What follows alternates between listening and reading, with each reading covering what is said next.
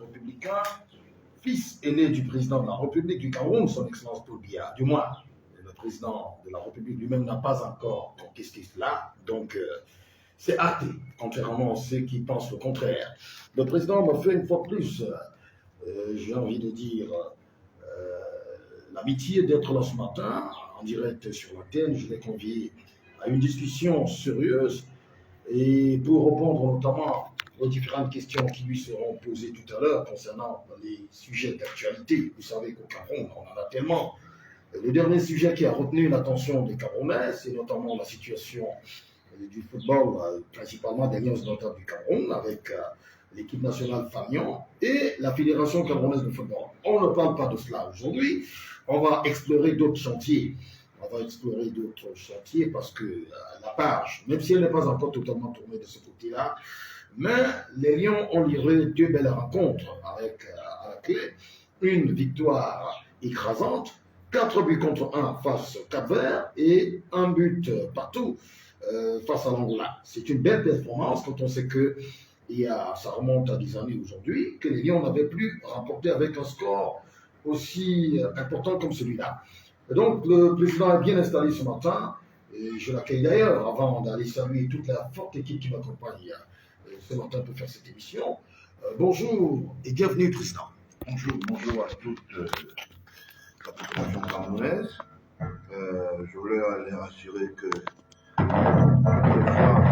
toutes les fois où je serai requis à travers votre institution pour installer la diatribe de la communication, je n'hésiterai pas parce que, naturellement, comme je le dis, il faut beaucoup féliciter les patriotes encore. Et puis les institutions de communication aujourd'hui, dans notre pays, on font comme dans les apartheids. Ça veut dire que chacun a un clan défini par rapport à l'aumônerie financière et puis un certain nombre d'ennemis se cachent derrière, les ennemis de la République. Donc, en fait, aujourd'hui, Mort et Dieu, pour moi, est un tabloïd conséquent et sérieux, et c'est pour ça que j'y viens, parce que je suis très invité parfois dans d'autres médias. Je n'y vais pas parce que j'ai l'impression que c'est la cloche qui fait la regardise de la manipulation de l'information. Et puis j'estime que c'est pas ça qu'on attend de médias en tant qu'homme politique. J'estime qu'il faut ouvrir un débat vrai, un débat constructif, un débat qui a une vision collective pour que nous puissions avancer. Parce qu'aujourd'hui, il faut aller de chantier en chantier. On ne va pas s'éterniser, comme vous l'avez si bien dit. Moi, je suis requis aujourd'hui que le football demeure, mais les institutions étatiques qui sont gérées par le président de la République, exécutif et chef de l'État, j'estime que la République est en harmonie avec l'ensemble de la proximité mondiale. Le Cameroun n'est pas le seul pays où l'autocritique est permanente, où il y a des problèmes économiques. Et nous pensons que la grande mondialisation, c'est aussi ça. L'autocritique à droit de cité. Donc je pense que le Cameroun est un pays comme tout le reste. Et je voulais encourager toute l'équipe de nos radios et son promoteur, pour ne pas le citer, Fabien. Je ne veux pas dire autre chose. Mon effort. D'accord. Merci pour cette amitié sincère qui est partagée entre vous et nous, et surtout le PDG Fabien Monofon, qui est toujours là pour veiller au grain, bien installé ce matin encore pour nous suivre en direct de là où il se trouve. Une forte équipe accompagne ce matin René la rumeur sur la console technique. Au village, on l'appelle René V. Et puis Serge V, évidemment, vous allez comprendre. Partant de René V à Serge V, il n'y a qu'un seul pas qu'on fait. Ils sont tous bien, ils sont tous les deux là, bien installés ce matin. Et puis, tous les autres, tous en vertu qui sont là, qui nous prêtent une main forte en direct sur cette antenne-là. Alors, Président, on va survoler comme cela l'actualité. Il y a beaucoup de choses à dire. On dit depuis un certain temps qu'au Cameroun, il y a les dossiers. Il y a tellement de dossiers sur la table. avant d'aller dans le vif du sujet, le sujet pour lequel je vous ai convié ce matin pour scruter les hautes instructions du président de la République, hein, pour savoir et comprendre qui en est le véritable dépositaire, hein, les hautes instructions du président de la République. C'est un débat que personne n'a souhaité, mais qui est dans la place, dans les salons, feutrés, et même dans les quartiers, les chaumières, un peu partout, tout le monde en parle. Le débat sur les hautes instructions, qui en est le véritable dépositaire? On en parle ce matin avec vous, avec votre expérience, votre parcours également sur le plan politique. Mais je dois rappeler également à ceux qui me prennent un instant que vous êtes d'abord à la base un journaliste. Beaucoup semblent l'ignorer. Par le passé, vous avez porté des entreprises, le journal Le Démenti, que beaucoup connaissent, avec ses sorties spectaculaires. C'est une assez brutale et spectaculaire. Il y a également aussi la radio Voice que vous avez lancée. Il y a d'abord eu le Il y a eu le Démenti radio. Hein? Non, je n'allais pas remettre cela. Je n'ai certes pas une mémoire d'éléphant, mais je ne peux pas oublier cet épisode de votre vie et de votre parcours. Alors, donc, ça, c'est le vif du sujet, les très hautes institutions du président de la République, qui doit les recevoir et qui les répercute. On en parle avec vous tout à l'heure. Mais avant cela, il y a l'actualité, les inscriptions sur les listes électorales. Les partis politiques appellent à s'inscrire sur les listes électorales. J'ai reçu un président d'un parti politique qui m'a fait comprendre hier que ce n'était pas le travail des partis politiques, ce n'était pas la responsabilité des partis politiques, c'était le travail de l'ECAM, selon lui, le président Samuel Dion du mouvement réformateur. Mais on ne vous a pas beaucoup entendu au sein du Parti républicain. Vous n'appelez pas beaucoup les Camerounais à s'inscrire sur les listes électorales. Alors, qu'est-ce qui se passe? Non, je vous dis quelque chose. Je crois que vous êtes un peu sous la plaque. Je suis le premier promoteur de parti politique qui a fait d'abord le tour en Hexagone, ça veut dire qu'au moins en France, et puis j'ai côtoyé la Méditerranée pour dire qu'il faut s'inscrire sur les listes électorales. Ça ne souffre d'aucune contestation parce que quand je lançais le label, les informations qui me revenaient, c'était ton père de président doit démissionner. Donc, le président Paul Biya. Et qu'il n'avait plus de chance, sa vieillesse était pendant déjà sur le tablier. Faisant chemin, je prends à témoin la diaspora. Je suis descendu alors pour toucher de la main la réalité. Vous savez, il y a eu un temps où on lançait les tomates à la présidentielle cortée, c'est-à-dire filière. Ça veut dire que ce n'est pas au président de la République qu'on faisait ça. À l'institution. À l'institution. Et je suis descendu le poser la question. Et si ça changeait demain et que vous soyez aux affaires, ou bien l'un de vôtres, alors nous, on va le balancer quoi, les cailloux ou quoi? J'ai discuté avec des jeunes, j'ai discuté avec des personnes qui avaient ce qu'on appelle la langue assez difficile vis-à-vis du Cameroun. J'ai trouvé en eux des personnes ouvertes en diaspora. C'est vrai qu'il y a une marmite de termites qui bouille tout le temps. Que bon, ben écoute, on n'a pas de solution, on a oublié la diaspora, on ne peut pas impliquer la diaspora dans le grand chantier de la construction nationale. Non, c'est faux. Il y a une implication entre le Cameroun et la France. Il y a deux entités, c'est deux façons, deux souverainetés qui se gèrent de deux manières. Alors, aujourd'hui, je peux, à travers même des images, parce que je parle très peu, vous dire, nous sommes allés vers les institutions telles que les chancelleries, la chancellerie de France, pour en discuter. Et nous avons trouvé une meilleure réceptivité au niveau des propositions de les inscriptions en ce qui concerne le patrimoine électoral, parce que c'est un patrimoine.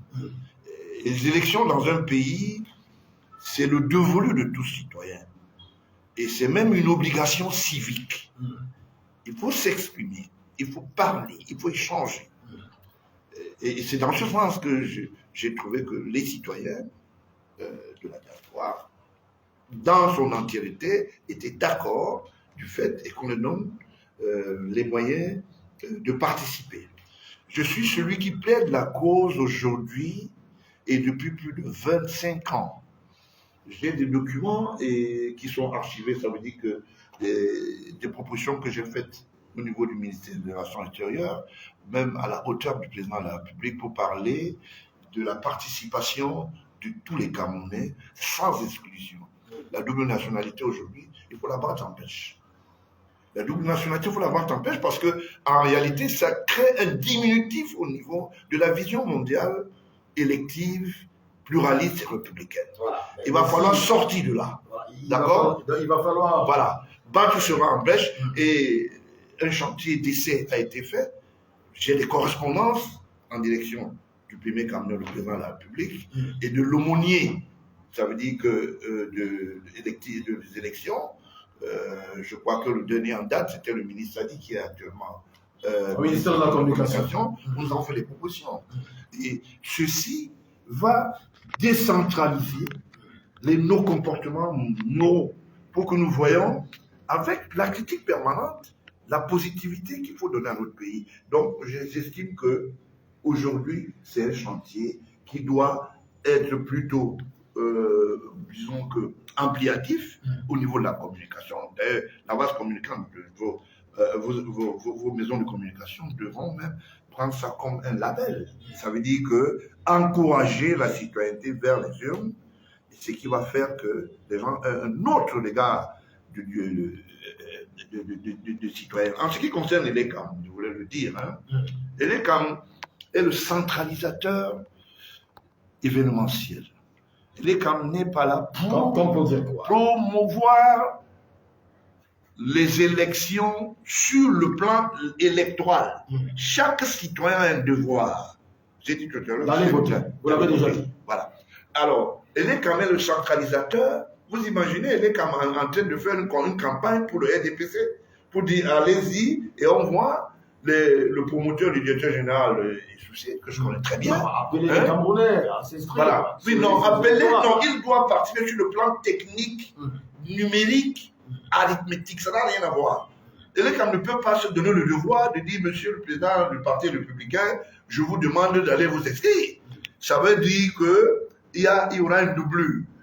Ça tend à quoi? Ça tend, c'est-à-dire à la mitoyenneté de l'instrument étatique qui est l'ELECAM, qui est comme un habit électoral, qui est un habit électoral, avec un parti. C'est tout à fait normal que l'ELECAM prenne même cette position. Je dis même, ils vont même plus, parce que quand on regarde la proximité avec laquelle l'ELECAM travaille, dans d'autres pays, ça ne se passe pas comme ça. Les gens disent des choses. Est-ce que les maisons, par exemple, de numérisation des élections, ou bien qui sont spécialisées dans le domaine, tel au Sénégal, prenons le cas du Sénégal, apparemment, c'est devenu la mutualité démocratique, un cas d'école, c'est pas de ça. C'est le sujet, c'est le citoyen qui va vers les élections. Et c'est une obligation morale, même civique. Donc il faut qu'on ait des comportements de débat, de construction critique, pas de destruction, en créant une fusion permanente de destruction. Moi, je pense que c'est ça la réalité. Aujourd'hui, nous pensons que, et nous avons pensé avec d'autres, sans nous désouscrire avec d'autres partis et d'autres citoyens, nous pensons que tout le monde doit aller. Il faut que les 30 millions de Camerounais qui peuvent participer, en dehors, qui respectent, c'est-à-dire les scrutins, d'aller vers les scrutins. Excuse-moi la tautologie. Donc, c'est un peu ça la réalité. Ceux qui peuvent voter, allez voter. D'accord. Donc, ce n'est pas, d'après vous, non, de la responsabilité. Non, pas du tout. Pas du tout. Vous dites que c'est un organe technique. C'est un organe technique, purement, voilà, les partis politiques qui joue son rôle d'arbitrage. D'accord. Et vous dites qu'il joue d'ailleurs très très bien ce rôle. Oui, il joue bien son rôle. Même si le directeur général de l'ELECAM, le docteur Éric Sousset, s'est fendu dans des déclarations il y a de cela quelques jours, évoquant quelques difficultés de l'ELECAM à pouvoir enrôler les Camerounais, à permettre à ce que... Mais il en fait trop. Ce n'est pas son cahier de matériel qui est... Je crois que c'est de la bonne foi seulement. Parce que quand on vient vous taper sur votre porte pour que vous puissiez vous inscrire pour un devoir citoyen, ça veut dire qu'il y a un problème. C'est comme si quelqu'un vous demandait d'avoir une carte d'identité alors que vous savez que un élément de réponse de bon citoyen, c'est d'être identifié, avoir le carte d'identité. D'accord. Voilà. Parlons d'une autre actualité qui n'a ici personne ni différent. C'est de plus en plus on parle. Il y a les deux chambres qui sont en ce moment en séance. Je parlais notamment de la chambre haute et la chambre basse, le Sénat et l'Assemblée nationale. Et on parle d'une possible prorogation du mandat des élus du peuple, des députés et des conseillers municipaux. Vous dites un mot là-dessus? S'il y a une implication. Au bénéfice des intérêts individualistes de la partie politique. Non, je ne pense pas. Politique. Nous avons ce qu'on appelle les obligations atmosphériques politiques. Atmosphériques politiques, le temps. Nous avons bénéficié, comme tout le monde, ce n'était pas de gaieté de cœur, l'histoire de 2 ans de non-participation active dans le pays, comment on appelait cette maladie Covid, qui nous a, à l'invite, nous étions aussi tous sur la même table. Même si ça entre sur le plan économique, le désastre, c'est de ne pas y penser, se réinvestir dans le domaine. Si les mandats sont des mandats qui peuvent avoir une continuité et qu'il y a une organisation autour, moi, je ne regarde pas ce que les gens gagnent. Je regarde là où on s'en va. Est-ce que ça construit? Donc, si il y a des produits, ça va dans l'aile qu'on peut reconduire les mandats. La motivation des deux chambres, c'est quoi? C'est de nous dire pourquoi, quelles sont les motivations. Nous dire, voilà, nous sommes d'accord, nous allons faire ceci, parce que voilà la difficulté qui est rencontrée. D'accord? Et que nous puissions ensemble apprécier. Il ne faut pas que ce soit un discours unilatéral où les gens viennent nous dire, bon, on a renvoyé, quelle est la motivation? Quelles sont les données? S'il y a une banque de données, c'est possible. Maintenant, mon souhait à moi, quand on le dit, j'ai l'impression que les gens ne suivent pas l'actualité, ou certaines personnes. Quand vous regardez l'instrument électoral qui joue au terme de l'arbitrage, il y a un nombre de Camerounais qui sont en train d'être recrutés pour les événements pluralistes politiques. La sectorielle, par exemple, la sectorielle de la députation, que des mairies, tout ça, ils sont en train de s'organiser. Est-ce que, au prononcé, la difficulté s'impose?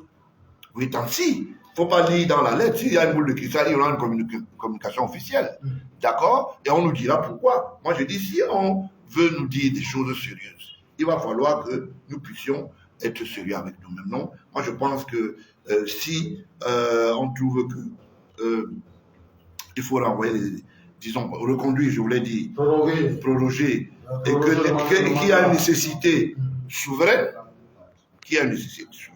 et que les données s'expliquent, nous laissons faire. Mais je pense que le calendrier politique est respecté par la grande honorerie politique, j'appelle le ministère de l'administration territoriale, qui a vocation de communiquer. En ce moment, nous avons le ministre de l'administration territoriale, M. Atangadji, on attend qu'il puisse dire un mot là-dessus.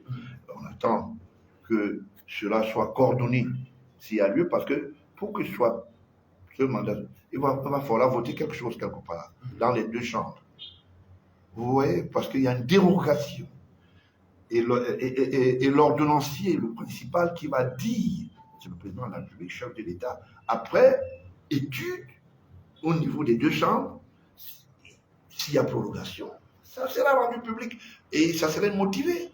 Voilà. D'accord.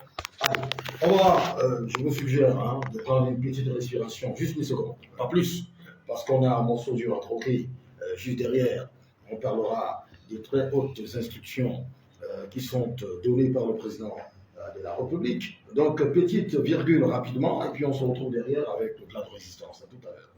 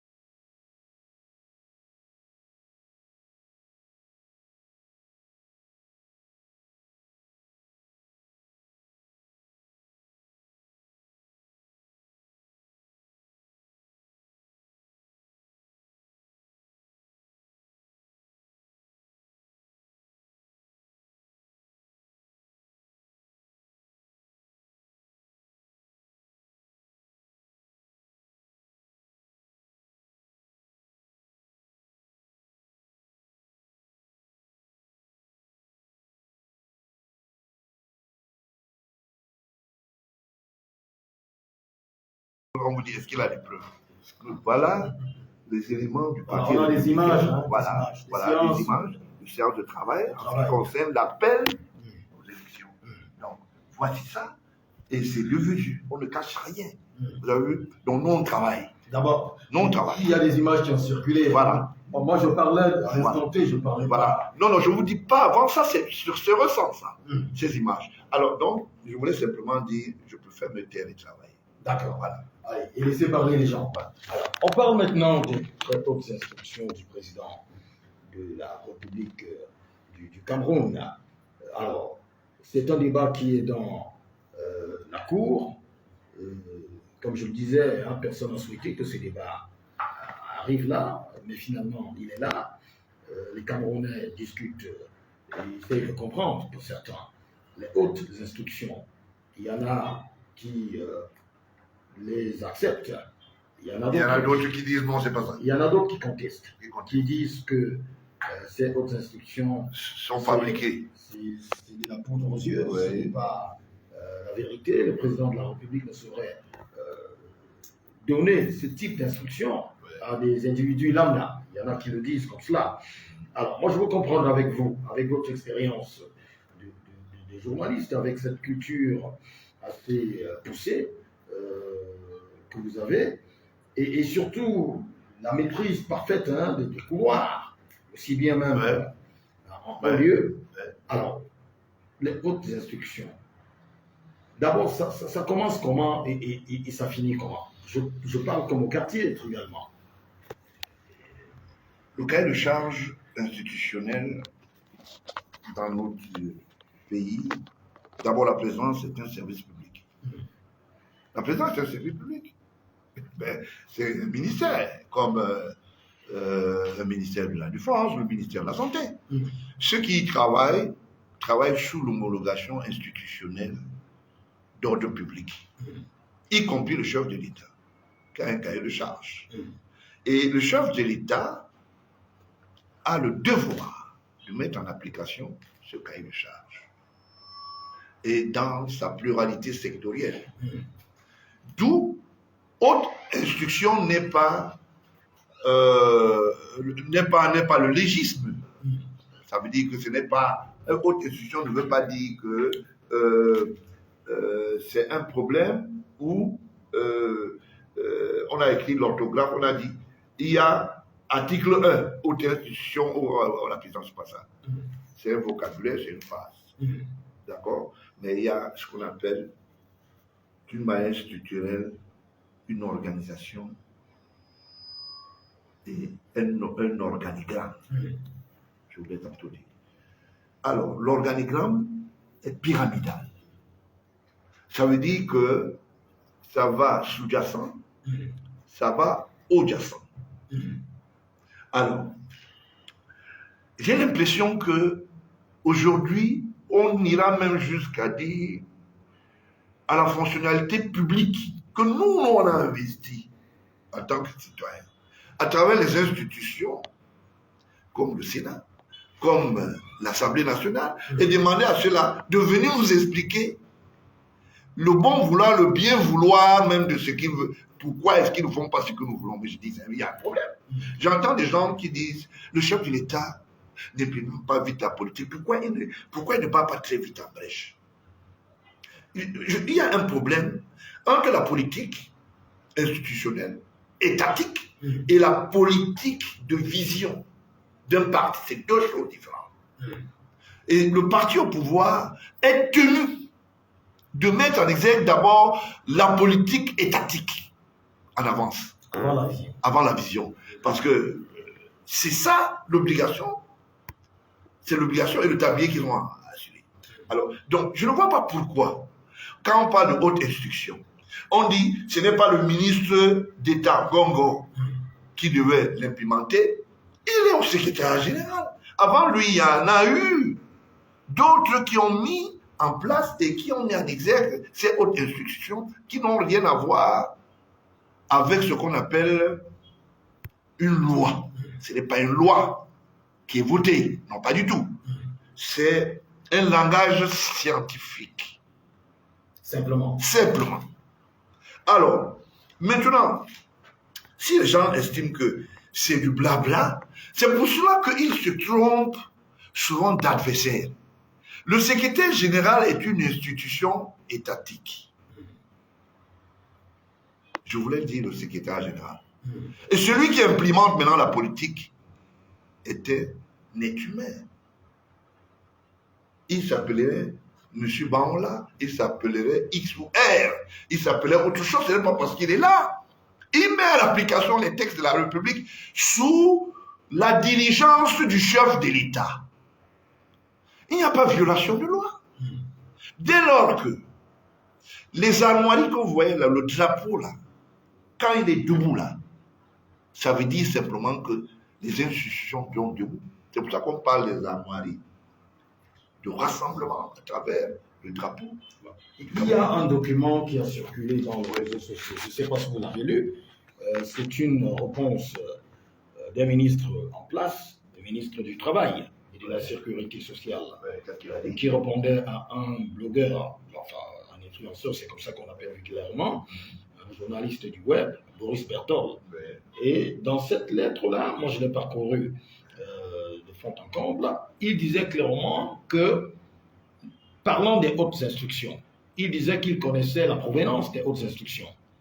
Et il disait que dans cette lettre, je vais la retrouver tout à l'heure, il disait que cette haute instruction, il semblait dire que ces hautes instructions ne parviennent pas d'un seul endroit. C'est-à-dire, il y a plusieurs canaux à la présidence de la République. Oui. Vous parlez du ministre du Bois, oui, du ministre du Travail, c'est l'actuel, non? Oui, l'actuel, du ministre du Travail. Donc, il disait que les hautes, il connaît la provenance des hautes instructions. Oui, il connaît la provenance des hautes instructions. Répondant à Boris Berthold, c'est la lettre dans les réseaux sociaux, tout le monde, ceux qui l'ont parcouru ont pu capter quelque chose. Et il disait que les hautes instructions peuvent venir de plusieurs endroits. Il veut dire quoi? Que les hautes institutions peuvent venir, il a parlé, par exemple, de qui? Il a cité le service. Oui, quelques services de la présidence de la République. Il a parlé du secrétariat général de la présidence de la République. Il a parlé du cabinet civil de la présidence de la République. Il a parlé même du premier ministère. Il dit que le président de la République peut communiquer au travers de ces services-là et transmettre ses hautes instructions. Ceux qui veulent faire croire que ces hautes instructions partent d'un seul endroit, c'est-à-dire du secrétariat général de la présidence de la République, se trompent lourdement. D'après cette missive du ministre du Travail. Je vais vous répondre déjà au premier volet là. Il faut qu'on ait du temps. Parce que vraiment, mais c'est grave quand le ministre du Travail dit ça. Il devient dubitatif comme quelqu'un qui a fait passer un communiqué, un faux communiqué en tant que ministre de la Communication. Il répondait en... Il répondait en... Non, mais c'est très dangereux ça. Vous êtes membre du gouvernement, vous créez la diversité pour dire que les hautes instructions peuvent parvenir d'un autre seuil. Ça veut dire que lui, le ministre du Travail, c'est un ami, hein, peut un jour nous dire, sur haute instruction du chef de l'État, on a demandé qu'on fasse le bracelet du Cameroun. C'est ce qu'il veut dire. Où est la hiérarchie gouvernementale? Où est la pyramidale institutionnelle en ce qui concerne le fonctionnariat? Mais on a vu tout un président d'une association privée, on ne va pas citer son nom, vraiment, accepter cette condition que je vous pose en direct là. On a vu tout un président d'une association privée transmettre les hautes instructions du président de la République à un ministre. C'est un analphabète qui n'était pas à l'école. Parce qu'il fait des choses qui ne sont pas à son niveau. Je ne veux pas prononcer son nom parce que moi, ça me fait du vomitif déjà. Surtout qu'il ne fait plus. Non, je dis vomitif parce que quand quelqu'un dit des choses, ça me dit, c'est pas une insulte. Hein. Je qualifie la chose. Si je ne dis pas, ceux qui sont au quartier savent de quoi il s'agit. L'église de Tinga. Bon, voilà. Il y a plusieurs églises à Tinga. Oui, il y a plusieurs églises. Il y a beaucoup d'aumôniers. Il y a une grande paroisse à Tinga. Voilà, ok. Je ne sais pas lequel. Mais c'est très grave ce que le ministre peut venir dire. Alors, ça veut dire que, en dehors de l'organigramme institutionnel, il y a un organigramme interne. C'est ce que le ministre veut dire. Et il dit, ça peut partir, le chef de l'État peut appeler M. Atangandji, lui dire sur mes hautes instructions, ou bien lui envoyer un message, sur mes hautes instructions, on va à un deuil. C'est faux. Monsieur le ministre, c'est faux. Si vous voulez, faites un débat avec moi. Mais moi, je voulais... Laissez-moi parler. Laissez-moi parler. Je voulais vous poser une question claire. Oui. Qui reçoit les hautes instructions? Les hautes instructions dépendent du légisme scientifique du langage. Ça n'a rien à voir avec une loi, monsieur le ministre. Ce n'est pas une loi. Haute instruction, c'est un langage scientifique, je l'ai bien déterminé ici. C'est comme on peut vous dire que sur haute compétence, sur la haute compétence ou bien quoi que ce soit. Alors, qu'est-ce qu'il voulait nous dire? Il voulait dire, par exemple, que monsieur le Premier ministre peut recevoir les hautes instructions du président de la République, comme un chef de bureau peut recevoir aussi. Ça veut dire qu'il n'y a pas un organigramme gouvernemental. Ça veut dire que l'institution la plus haute ne serait pas le serment du chef de l'État. C'est de ça qu'il s'agit. Les gens disent des choses, ils ne peuvent pas les assumer, parce que la langue de Voltaire est difficile à l'apprimer. Alors, moi j'ai lu la lettre, j'ai fait sciemment. J'ai bien lu la lettre. Vous avez fait sciemment. J'ai fait sciemment, je voulais bien vous écouter. Alors, d'abord, le panel instructif que je sais, un ministre ne répond pas dans les réseaux sociaux. Moi, je le sais aussi. C'est conditionné par un élément de pyramide qu'on appelle la hiérarchie. C'est écrit noir sur blanc, à la fonction publique. Peut-être qu'il n'a pas répondu en tant que ministre. Non, on ne répond pas. Je vous dis, tant que vous êtes une institution établie par ce qu'on appelle la robe étatique, c'est-à-dire je parle du décret, d'accord? Vous ne pouvez pas avoir un langage qui parle des affaires publiques en dehors de votre cahier de charge. Donc, vous avez été notifié qu'on appelle feuille de route. Mais c'est très grave. Ça veut dire que on conteste aujourd'hui la qualité d'être du chef de l'État. Ça veut dire qu'on peut dire que, comme c'est venu du Premier ministère, on applique. J'espère que les gens ne perdent pas le nord. Et que la ligne 94 ne trompe pas les gens. Je ne veux pas entrer dans les détails. La ligne 94, on doit y voir. La ligne 94 où les gens obéissent aux anniversaires du côté d'Odia. Voilà. Donc, non, mais j'avance. Mais ça serait une grosse honte aujourd'hui qu'un ministre sorte pour tenir ce genre de langage. Ça n'obéit pas aux règles d'hygiène. Que le ministre me prouve qu'il peut appeler un mot réduit sans saisir la hiérarchie et qu'il puisse dire que voici comment la politique gouvernementale se passe pour le travail. Parce que ça, c'est son ressort et son cahier de charge. Il ne peut pas. C'est pour ça qu'on parle de porte-parole du gouvernement. Donc, il déchoit le ministre de la Communication, qui est le porte-parole institutionnel dans l'organigramme du gouvernement. C'est pour ça que dans toutes les sorties, quand un de mes amis, que j'aime beaucoup, Issa Tourouma était là, lui il respectait le cahier de charge. Il faisait des sorties pour dire au ministre, je vous assiste en tant que porte, et c'est mon devoir. Vous avez vu les ministres sortir d'ici, quand ils voulaient communiquer, dans le domaine, le ministre de la Communication avait la charge en tant que porte-parole du gouvernement. Alors, monsieur le ministre du Travail dit qu'il n'y a pas un organigramme, c'est ce qu'il veut dire. Il n'y a pas une structuration gouvernementale pour communiquer. Donc, ça veut dire simplement qu'il n'y a pas de hiérarchie. On conteste le plus haut du serment souverain donné par le peuple, le chef de l'État. Et quand on parle de l'exécutif, ça veut dire qu'il bénéficie de l'entité forte de l'action publique. Alors, je suis vraiment parfois berlu.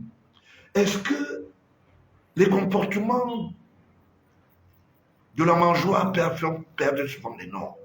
Moi, j'ai bien lu la lettre. C'est pour ça que je vous ai dit tout à l'heure, vous m'avez dit associativement, je ne parle pas des analphabètes, moi. L'analphabète ne veut pas dire que vous pouvez écrire votre nom. Hein.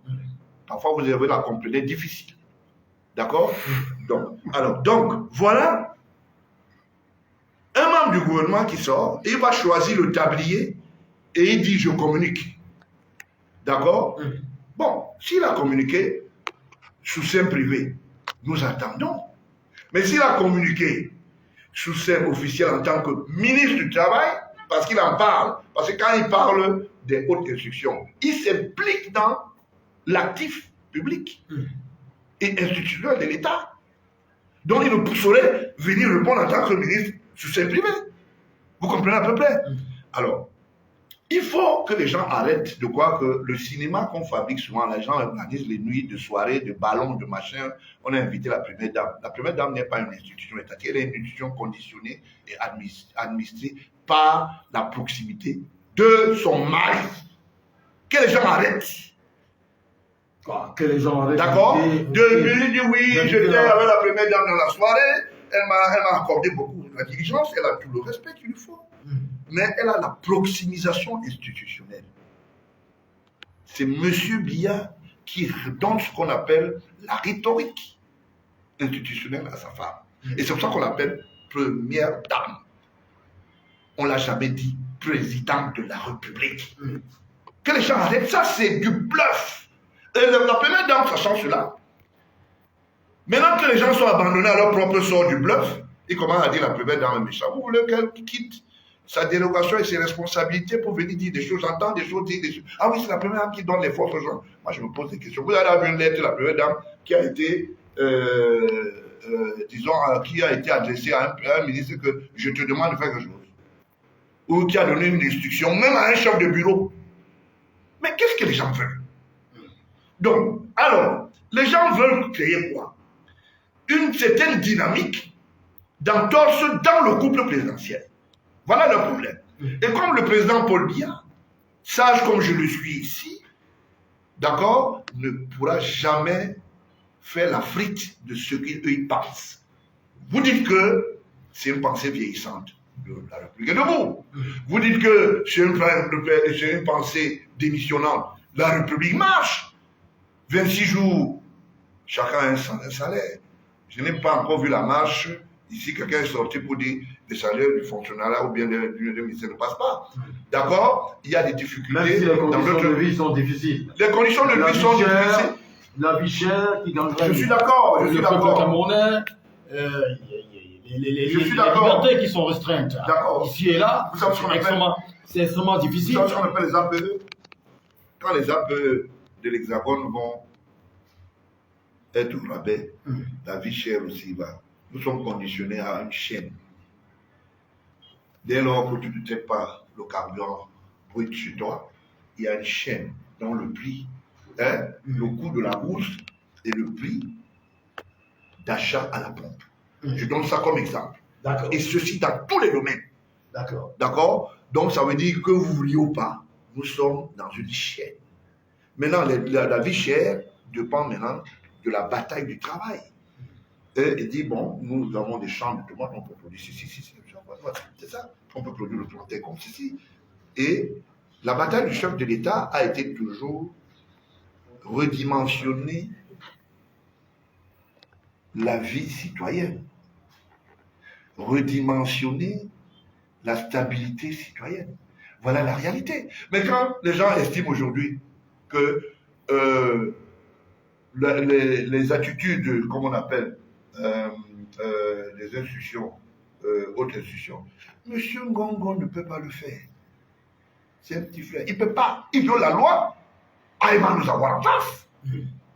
Parce que moi, je sais de quoi il s'agit. D'autres le savent. Il n'a jamais vu la loi.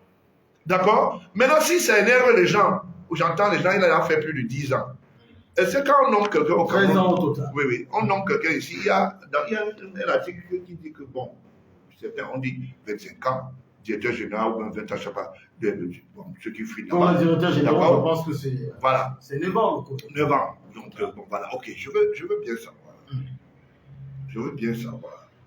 Est-ce que le fait qu'il soit là, c'est ça qui gêne? Ou l'implémentation des hautes directives, moi j'appelle plus ça. Haute instruction. Ouais. Les hautes directives du chef de l'État, qui gère la République et il est bien éveillé. Et c'est que les gens ne comprennent pas. Vous comprenez? C'est ça le vrai problème qui nous nuit. Et on ne gère pas la République dans la rue. D'accord? On ne gère pas la République dans un bar. On ne gère pas la République dans les supports de communication addictive, réseaux sociaux et autres. On gère la République en respectant l'orthodoxie. Vous avez vu vous avez vu des gens gérer voilà. À votre niveau de la République dans les bars? Non, je n'ai pas parlé de la République. Il y a des aumôniers qui, de temps en temps, peuvent quitter leur chapelle et se retrouver dans d'autres chapelles. Là, ils connaissent la rue. Et là, ça ne va plus. Et c'était une certaine orthodoxie. Bon, le débat pour que le Camerounais le plus, j'ai envie de dire le Camerounais d'en bas, le plus petit comprenne. Alors, quand on dit que tout le monde peut recevoir les hautes instructions du président de la République, tout le monde peut les appliquer, ça pose problème. Non, ça passe par le secrétariat. Que vous voulez Qui reçoit les hautes instructions? C'est d'abord le secrétaire général. Les hautes directives ou hautes instructions, appelez comme vous voulez, quand ça vient du chef de l'État, ça passe par son secrétaire général. Ça ne passe pas par d'autres. C'est des conneries, les gens racontent n'importe quoi. C'est pour cela qu'il c'est un organigramme. C'est comme quelqu'un qui me dit, monsieur, sortez un document de votre secrétariat, sans que je ne puisse le sortir par ma secrétaire. Je veux le sortir par qui? Par le planton? Non, il n'a pas qualité. Vous comprenez à peu près? Donc, c'est de ça. Et les hautes institutions, maintenant, demeurent. Hein? Et si les gens veulent contester, et qu'il y a un certain nombre de ministres qui pensent que le chef de l'État est fatigué, ils n'ont qu'à lui écrire, monsieur démissionnaire. Mais on a des ministres qui ont écrit contre les hautes instructions. Je ne vais pas donner les noms. Non. Je veux voir mes enfants dans ne donnez pas le nom parce qu'il n'y en a pas. Parce qu'il y a des gens qui disent les choses sur le label. Moi, j'ai vu, je vais vous donner une information aussi. Allez-y. Peut-être que vous ne vous l'avez pas. Quand Cameroun Tribune a paru, le chef de l'État lui Cameroun Tribune permanemment. Pour votre bon devoir, parce qu'il a été promoteur à l'époque, il était Premier ministre, il a même été éditorialiste. Je me suis écrit des articles sur n'importe quoi. Donc voilà, ok, je voulais vous le dire, et tantôt vous le dire. Quand il a lu la une, l'a demandé, je crois que les gens là, ils sont en train de penser autre chose. Il a posé la question à vous ou bien J'ai mes sources, je ne vous les donne pas aussi. Pour vous dire simplement que ça l'a servi, il a rigolé, il a dit, mais c'est quoi cette histoire? Qui a fait ce genre de publication? Ah, ben non, vous parlez de ce numéro, ce numéro donc Cameroun Tribune a osé mettre comme débat le nouveau staff, c'est ce numéro. Mais c'est ce numéro, le chef d'État a dit, mais dis non, c'est bien, mais sauf que ça ne passera pas. Vous comprenez à peu près. Donc, que les gens ne veulent pas, je peux vous donner une petite information. Allez-y. Le chef d'État est de retour d'un deuil du côté du Gabon. Le deuil de Bongo. Je vous parle en tant que le fils et le chef de l'État, parce qu'il n'a pas d'information. Il est dans l'avion avec un ministre, ou deux, trois ministres. Je ne veux pas citer leur nom, pour qu'ils se reconnaissent. Il dit, mais vous voyez, avec toute l'honorabilité dans laquelle le président Bongo a été enterré, vraiment, c'est vivace et c'est bien. Ça, c'est très bien. Et un des ministres ou deux, à la sortie de l'avion, vont faire le commentaire. Il a dit qu'il ne va plus quitter. Vraiment, il ne va pas nous donner le pouvoir. Alors, quelques temps plus tard, il choisit dans son parti un des ministres qui était dans l'avion. Vous savez, l'homme le plus lancé, c'est le président Paul Biya. Bon, ok. Il devient secrétaire général du parti du RDPC. Alors, il organise une pandémie politique. Il fait venir deux personnes, deux blancs, comment vous appelez ça? Au palais de congrès, c'était par rapport à une extraordinaire du parti. Et il leur donne la parole. Le chef de l'État, dans tout le bureau national, regarde, il dit non. On veut lire un peu. Et celui-là avait déjà entamé un dialogue avec sa famille. Hein? Sa famille, Bilal, non, chef de l'État a dit que c'est moi qui dois être là. Mais je sens que ce n'est pas ça qui va se passer parce que quand on rentre de ce deuil, je parle, le ministre la suit, ils savent que je sais. Mais ça, on dit souvent que je suis le chef de l'État, vous allez lire. Donc, alors, voilà. Vous dites ceux qui disent que vous n'êtes pas le fils du chef. Continuez. Vous allez lire comme les gens disent. Je parle comme au quartier, je mets ça en ce qui est. Alors, sachez que le chef d'État est d'abord un chef de famille. Avant d'être chef d'État, président de tous les Camerounais, investi d'une manière souveraine. Donc, le blabla que les gens parlent au quartier, là, le chef d'État, je répète sur mon radio en exclusivité, a dit qu'il ne veut plus entendre parler de la dispute de haute instruction. Et que ces instructions ne souffrent d'aucune contestation.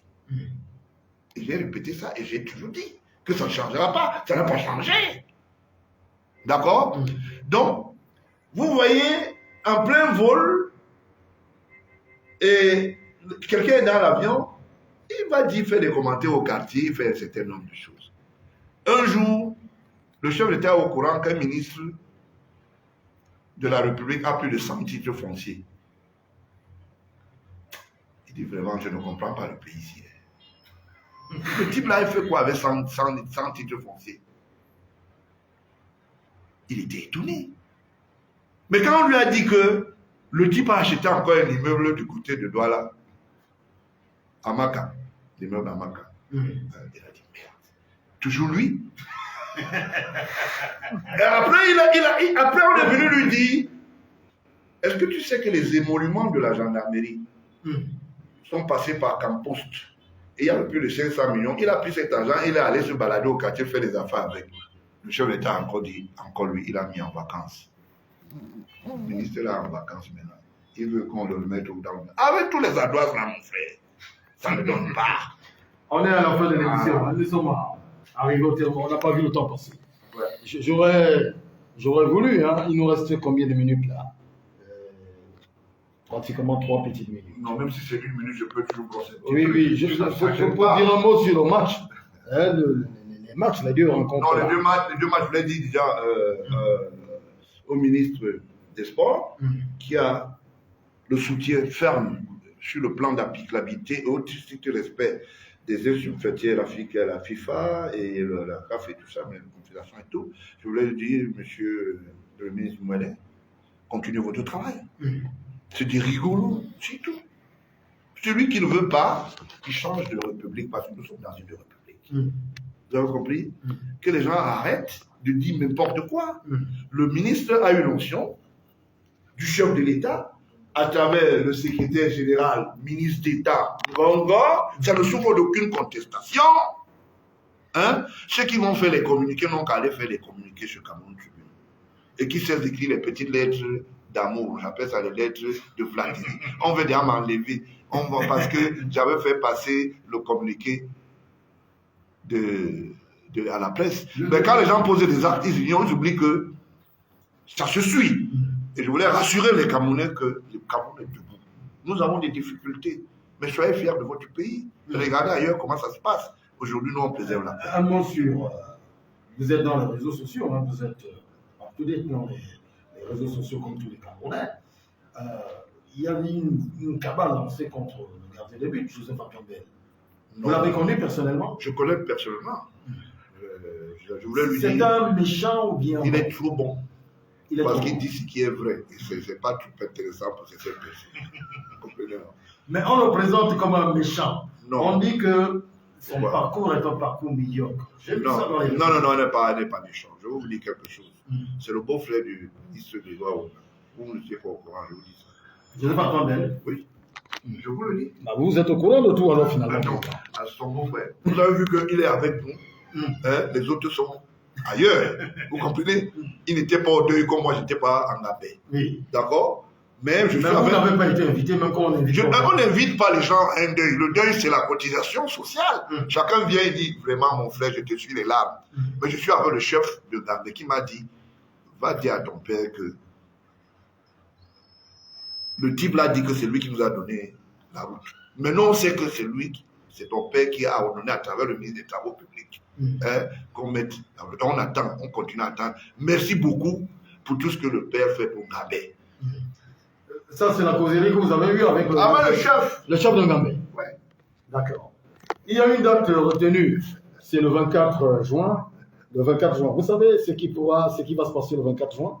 Le 24 juin, c'est pour jeter. Là également, moi aussi, je pourrais vous donner une information. Oui, mais je sais pas le dépositaire. Non, mais je sais ce qui va se passer. On va dire au revoir à l'église de Tinga. Ah, d'accord. Merci. Un promoteur même de l'église de Tinga. Je voulais rappeler au ministre des Sports n'ayez peur ni des messages qu'on vous envoie, ni des menaces. Parce que je sais ce qui se passe. J'ai les moyens quand même, j'ai quand même un replâtrage important. Travaillez sereinement. Et que les gens ne viennent pas nous déranger avec le bavardage inutile. Le chef de l'État est en train de suivre l'émission actuellement. Si je le dis, on va me dire comment tu le sais. Il suit. J'ai les moyens de le savoir, ainsi que sa dame. On a terminé. Je voulais faire coucou. On Je voulais faire coucou quand même. On a demandé le Mais temps. j'ai fini. Oui. Je voulais simplement dire à ceux de votre gars qui me suivaient de l'autre côté, soyez sereins. Nous allons assumer. Nous sommes des Isous. Et je pense que ceux de mes sorts vont apprendre à vivre comme nous. D'accord. Voilà. Merci. Bonne journée à tous. Alors.